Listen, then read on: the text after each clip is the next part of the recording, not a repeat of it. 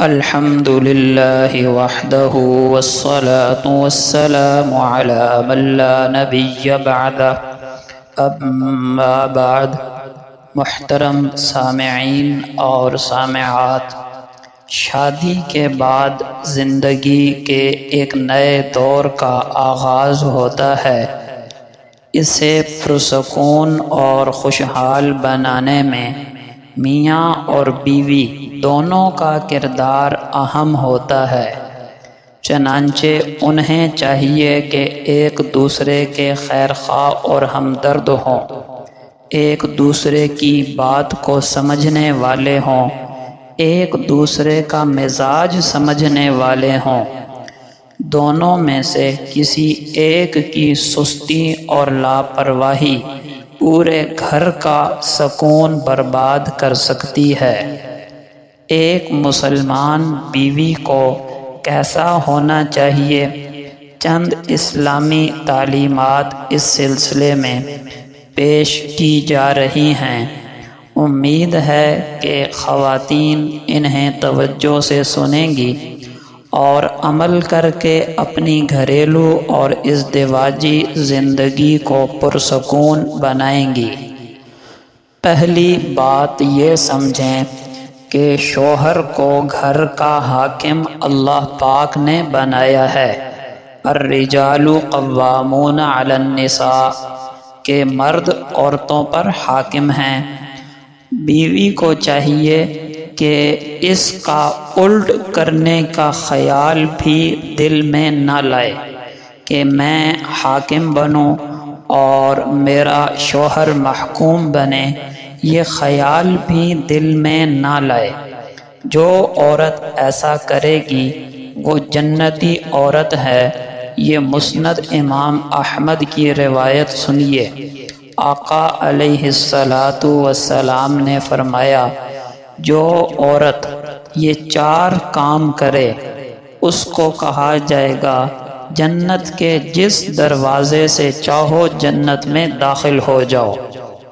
فرمایا، جب عورت 5 نمازیں پڑھے، نمبر 1، رمضان کے روزے رکھے، 2، اپنی عزت و ناموس کی حفاظت کرے، 3، اور اپنے شوہر کی اطاعت کرے، 4، یعنی جائز کاموں میں شوہر کا کہا مانے، یہ 4 خوبیاں پیدا کر لے، اس کو کہا جائے گا جنت کے جس دروازے سے چاہو جنت میں داخل ہو جاؤ۔ دوسری چیز، خواتین کو، بیوی کو یہ چاہیے کہ شوہر کے جو ازدواجی حقوق ہیں اور ازدواجی تعلقات ہیں ان میں کبھی کمی نہ آنے دے۔ امام الانبیاء صلی اللہ علیہ وسلم نے حکم دیا ہے عورتوں کو، یہ ترمذی شریف کی روایت ہے، فرمایا کہ جب شوہر بیوی کو اپنی حاجت کے لیے بلائے تو اس کو چاہیے کہ فوراً اس کے پاس آئے، اگرچہ وہ جلتے ہوئے تنور پر ہی کیوں نہ ہو۔ اس حق میں کمی کوتاہی کر کے عورتیں اپنی زندگی کو جہنم بنا سکتی ہیں، اور خاوند جب گھر سے باہر غلط حرکات میں مبتلا ہوگا تو پھر ایسی عورتوں کو گلہ شکوہ کرنے کا بھی حق نہیں ہونا چاہیے، اگرچہ خاوند کا ایسا کرنا حرام اور کبیرہ گناہ ہے۔ نمبر 3، بیوی کے لیے یہ بات بھی نہایت ضروری ہے کہ کبھی شوہر کے احسانات کی ناقدری نہ کرے، ناشکری نہ کرے۔ یہ گندی عادت نہ صرف آپ کی دنیاوی زندگی میں زہر گھولے گی بلکہ آخرت بھی تباہ کر دے گی۔ احسانات کی ناشکری اور ناقدری کا مطلب یہ ہے کہ کوئی عورت اپنے خاوند کو یوں کہنے لگے، آپ نے تو کبھی میرے ساتھ کوئی نیکی نہیں کی، آپ کے ساتھ تو میں نے کبھی کوئی سکھ نہیں دیکھا، فلاں عورت کے شوہر نے اسے ایسا لباس لے کر دیا، آپ نے مجھے ایسا سوٹ نہیں لے کر دیا۔ یہ دوسروں کے ساتھ کمپیریزن اور موازنہ، یہ ہے شوہر کے احسانات کی ناقدری اور ناشکری۔ اب سنیے، بخاری شریف کی روایت ہے، آقا علیہ السلام نے فرمایا عورتوں کو، اے عورتوں کی جماعت، میں نے جہنم میں اکثریت عورتوں کی دیکھی ہے، جہنم میں داخل ہونے والی اکثر عورتیں ہیں۔ پوچھا گیا یا رسول اللہ وجہ کیا ہے؟ تو آپ علیہ السلام نے 2 گناہ گنوائے۔ ایک فرمایا خامند کی ناشکری کرنا، خامند کی ناشکری، اور دوسرا فرمایا لعن طعن کرنا۔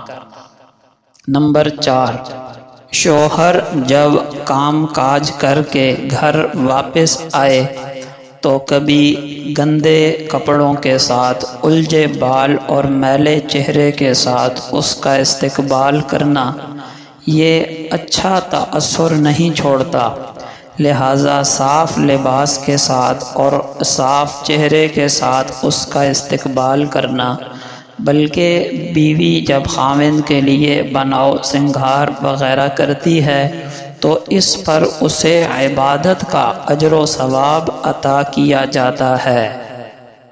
نمبر 5، بیوی کو چاہیے کہ شوہر کی حیثیت سے بڑھ کر اس سے فرمائشیں نہ کرے، ایسا کرنا اس کی ازدواجی زندگی میں زہر گھول دے گا۔ اور یہ بھی چاہیے کہ اگر کبھی خاوند کی طرف سے کوئی ناگوار بات پہنچی ہے تو اس میں صبر کرے اور آگے سے بڑھ کر جواب نہ دے، یہاں سے جھگڑے کی ابتدا ہوتی ہے۔ کبھی بات بات پر منہ نہ پھیلا کر بیٹھ جائے، اس سے گھریلو معاملات بری طرح بگڑ جاتے ہیں۔ آقا علیہ السلام نے فرمایا، جامع ترمذی کی حدیث ہے کہ جو عورت اس حال میں مرے کہ اس کا شوہر اس سے راضی ہو، وہ جنت میں ضرور داخل ہوگی۔ لیکن یہ یاد رکھیں کہ شوہر کی اطاعت جائز کاموں میں کرنی ہے، ناجائز کام جو حرام ہیں، گناہ ہیں، ان میں شوہر کی اطاعت فرض نہیں ہے۔ مثلاً شوہر کہے کہ آپ پردہ نہ کریں، یا فرض نماز نہ پڑھو، یا رمضان کے فرض روزے نہ رکھو وغیرہ، تو اللہ کی نافرمانی میں مخلوق میں سے کسی کی اطاعت کرنا سرے سے جائز ہی نہیں ہے۔